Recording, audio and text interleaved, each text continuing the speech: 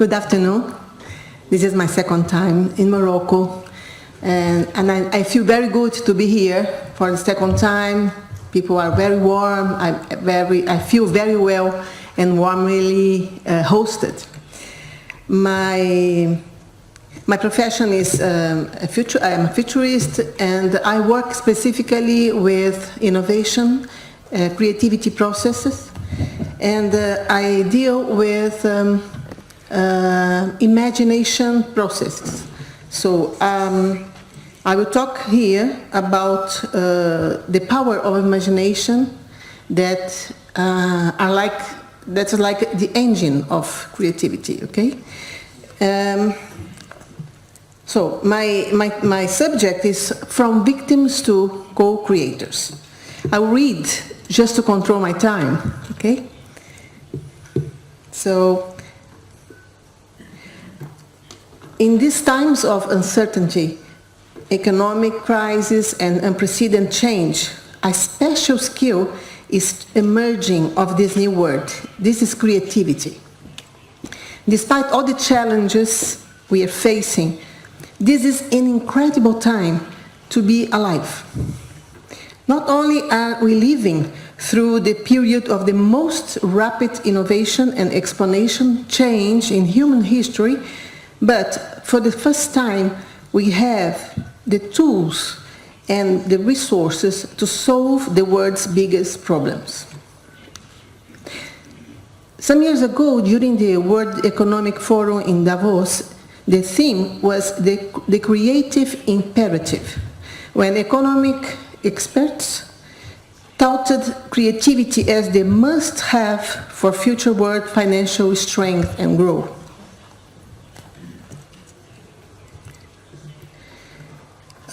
Creativity is vital for individuals, societies, governments, schools, companies. The new economy is based on creativity, which some people call the imagination economy. Creative thinking is how we can reinvigorate economies, create new educational and political systems, reinvent our living. We've progressed from a society of farmers to a society of factory workers, and now we are a society of knowledge workers. And now we are progressing yet again to a society of something new that we can call maybe creators, empathizers also.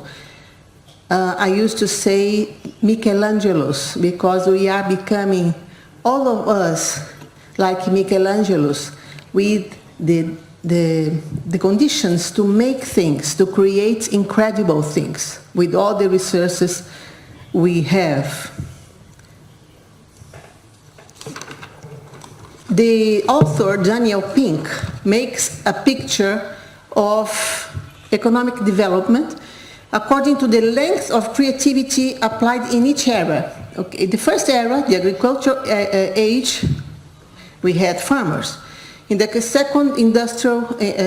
second era, we had factory workers. In the third, the information age, and we still have knowledge workers, but we are going to the fourth phase that he calls the conceptual age, in which the actors are the creators and the empathizers. In the conceptual age, the left brain, the analytical, computer-like thinking, is being replaced by the right brain empathy, inventiveness, and understanding as skills most needed, the most needed by the creative process. Logical and precise left brain thinking gave us the information age, but now we need more creativity and more subjective thinking. So now comes the conceptual age, ruled by artistry, by empathy, by emotion, by intuition, by the intangible capacities of the human beings. what does this mean for the markets, for society, for the future jobs?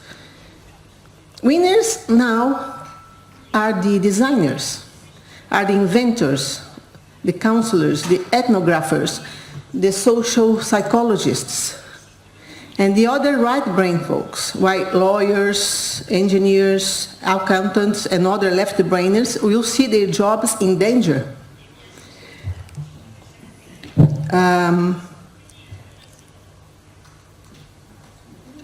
The creative economy is an emerging concept dealing with the interface between creativity, culture, economics, and technology in a contemporary world dominated by images, sounds, texts, and symbols. And this is an emerging sector. The creative industries are among the most dynamic sectors in the world, providing new opportunities for developing countries to leapfrog into emerging high-growth areas of the world economy. They account for 3%. I've read in another source that they account for 8%.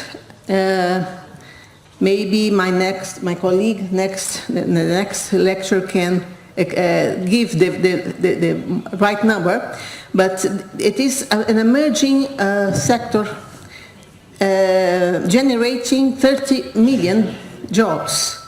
In Brazil, my country, in the 10-year period, the creative economy has grown 70%. Talking about Africa, which is so rich in tangible materials, we also have to consider the great opportunity we have now in this new age regarding the intangible assets of Africa. The huge creativity expressed in music and dance and artistic expressions. Also the opportunity of employment involving the youth people who could be favored by different kinds of alliances in the whole value chain of the production systems. So, we are talking about something that is intangible and really powerful.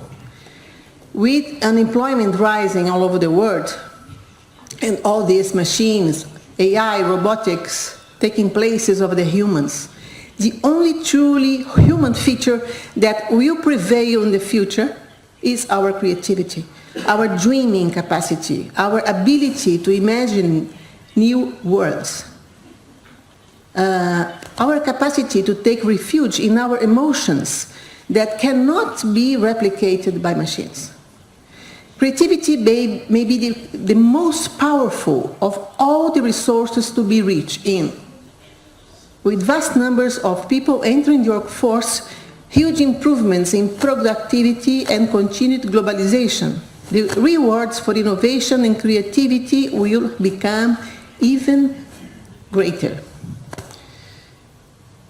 Creativity requires each one of us to see the world differently. For that, imagination is the key. Being able to see what could be, rather than what is. You can see inside the meaning of the word creativity, you have a special ingredient, which is the word imagination. Creativity means, in the dictionary, the use of imagination or original ideas to create something, inventiveness. We need a different mindset to co-create the future. This includes a new approach to leadership, characterized by collaboration, sharing, cooperation, transparency, openness, honesty. We have also to think holistically about the roles that our institutions, our startups, our schools play in the world. New technologies and platforms generate new business tools, new business models, create opportunities to share value, and allow everyone to rethink the basic building blocks of business, of society, and of culture. We can see the revolution in the last 7, 8 years with the companies like Uber, Airbnb, Kickstarter, Zipcar, Facebook, and so on, Google and Bitcoin. And also the impending 3D printing, which is really the landmark of the new world. This will be the word of the creators. This will be the word of the makers. Everyone can make what they consume. To respond to the world's challenges of the present and to address solutions for the future in the coming decades, we must activate our creative power, guided by two great forces. One of the forces is wisdom. Another is courage. Why I'm talking about this? Here I can show you two graphs. I'm sorry that you cannot read everything, but this is, don't be furious about me, but this is just a timeline of innovation till the year 2050. Okay, so we have been able to create incredible things. And this is a graph that was publicized in the New Scientist, which is also an exponential graph that is demonstrating the exponential destruction that we were capable of. So the same pace that we created was the same pace that we destroyed. So why I am talking about wisdom and why I am talking about courage? Well, wisdom, because we must use all the knowledge we have and all the experience we have to make good decisions and to make the right choice. Maybe we have the last time to make the right choice. We've been able of these things. But also we destroyed the ecosystems, and some parts of the world are irreversible. So we are in an unsustainable situation in terms of environment. Let's talk about courage. Why courage?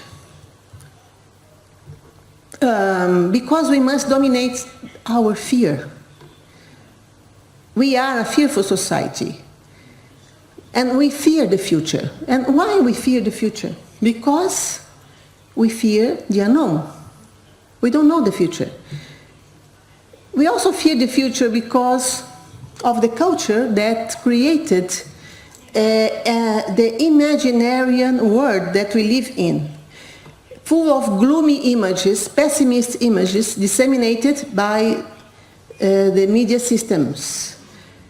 By the daily news, by the science fiction, by all cultural systems. We have a deficit in our discourse. We look for problems more than we look for solutions. We feel more like victims than we feel like co-creators. And it's interesting to see the power of the images, because the innovations we have today are the images, some crazy images in the past. that people had in the past. These images influenced choices of lifestyle, of political and investment priorities, technological innovation. We can also observe the types of future, the kind of future that was wished in that time, in the past. And these wishes were transformed into realities. The ubiquity of cars, the new technologies, the consumerism, many other artifacts that are very important for us today. Today, the images of the future found mainly in video games and science fiction, most of them are frightening. Then they make us fearful more than motivate us. So it's necessary to dream and spread images and ideas of desirable futures, because dreaming is really a very powerful and a very practical thing. When you dream, you crystallize your desire. And if you express this desire and collectively you get together to a group of people, you can make what you are dreaming of. So it is necessary to change our Imaginarium world. I will show very fast some images of the past that exist today, the realities today. Okay, this image is of the very early 20th century. This is a torpedo car. The internet, the Skype, the mega cities were foreseen in 1921. This was a floor cleaning robot. These are some of the other Imaginarium at that time, flying vehicles, flying cars, and so on. There are many, many ideas that were created in the past that became a reality today. And we can see that in these images there were many desires, many needs addressed to each of one of these messages. So this is deep learning that I translated. You feel like you see that these people are being like tortured, which is not very far from what is happening today with the educational systems that are very, very obsolete. So I always mention the work of a very important thinker, a futurist, that studied very deeply this subject. Scientifically, he was a sociologist.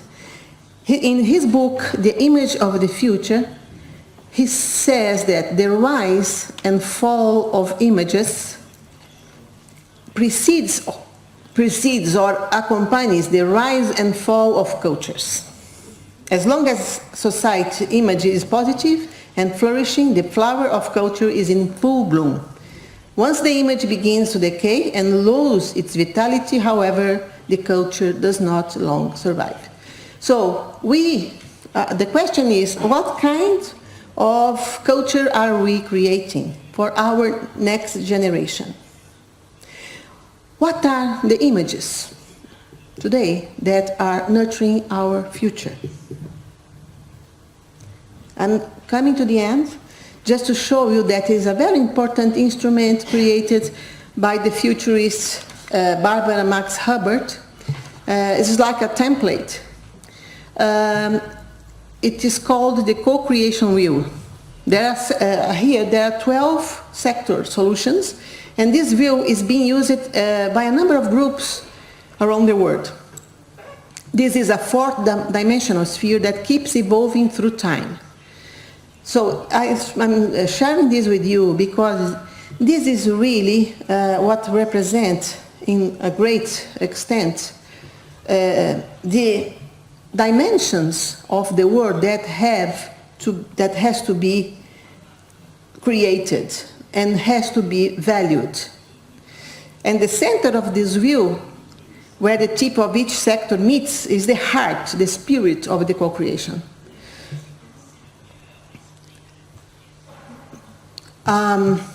We need to become, or to come back to, sometimes, to our childhood.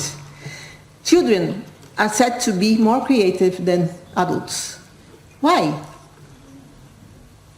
Because they have the benefit of not knowing what is not possible.